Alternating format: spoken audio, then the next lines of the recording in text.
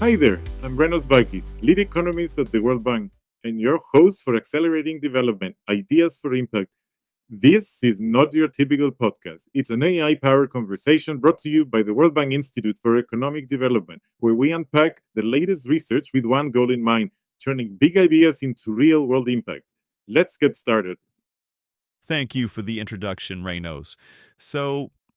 We're diving into this fascinating new report, Behavioral Insights for Tax Compliance. And it really makes you think. When we talk about running a country, it feels like everything comes back to one thing: money, specifically tax money. And getting people to pay their taxes is this massive universal challenge. It really, really is. And for so long, the thinking was pretty one dimensional. You either lower taxes or you increase enforcement. But what's so exciting now is this whole new field that looks at the behavior behind tax compliance. It's not just about policies or penalties, it's about people. Right. And on our show, we're going to dive into that today. I've heard you mention three interesting concepts from the latest research: the nudge, the budge, and the trudge. Let's start with the first one. What exactly is a nudge? A nudge is, well, it's a small, low cost intervention that makes it easier for people to do the right thing. It's not a new law or a big penalty. It's often just a smart change in communication that alters how choices are presented. Okay, so like a reminder email. A super smart one, yes. Take an experiment in Guatemala. They sent letters to people who hadn't paid their taxes. One version of the letter had a tiny tweak. It simply framed repeated non payment as an active choice someone was making, not just an oversight. An active choice. Huh. And what happened? The results were just incredible. That one change in framing increased the average amount paid per taxpayer by 269%. Wait, 269%? Just from changing a few words in a letter? That's wild. It is.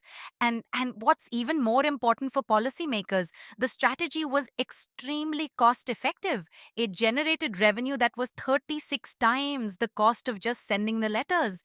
It proves that small behavioral insights can have huge returns. That's a game changer. So a nudge is targeted at individual behavior. But what about the next one? The budge. It sounds bigger. It is bigger. A budge is a more holistic strategy. It's about trying to shift the entire societal narrative around taxes. The goal is to build a culture of trust, a stronger fiscal contract between citizens and the state. Okay, so how do you budge a whole society? One great example is the use of consumer tax lotteries. Some countries have started doing this, where if you ask for an official receipt for a purchase, that receipt becomes your lottery ticket. Oh, that's clever. So you're basically turning citizens into auditors in a way. They have a personal incentive to make sure a sale is officially recorded. Precisely, you're making the public active participants. And it works. An evaluation of a lottery system in Sao Paulo, Brazil, found it was associated with a 9.3% increase in revenue collection. And that number is after accounting for the prize money. So it more than pays for itself. You're not just enforcing rules, you're changing the culture around them. You are changing the norms. Exactly. It's a much deeper impact. This is all fascinating, but both of these ideas are focused on the taxpayer.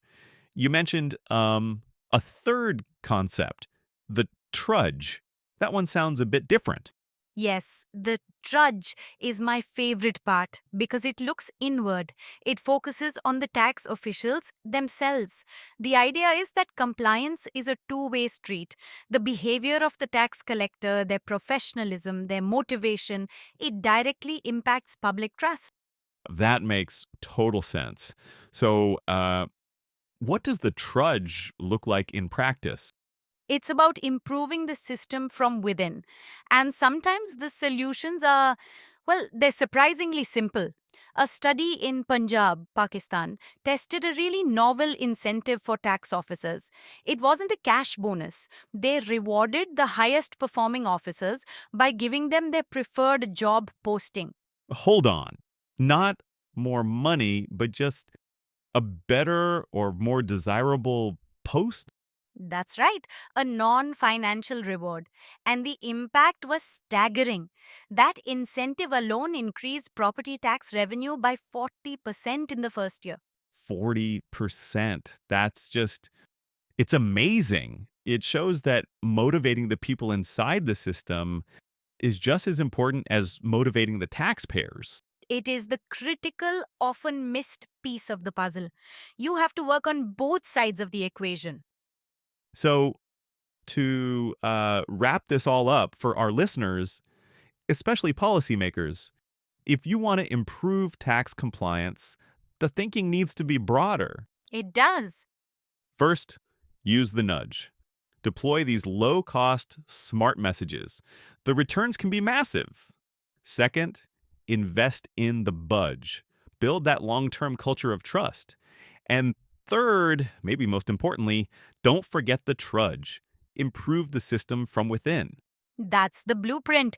By combining these behavioral tools, the nudge, budge, and trudge, with traditional enforcement, governments can build a far more effective and trusted tax system.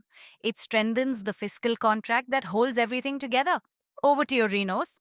Thank you for joining us. You can find the full report on our website. Just follow the link in the description. Be sure to subscribe to be the first to know about upcoming episodes. And before you go, how do you plan to put what you learn into practice? And what topics you'd like us to explore next? We'd love to know. Until then, goodbye.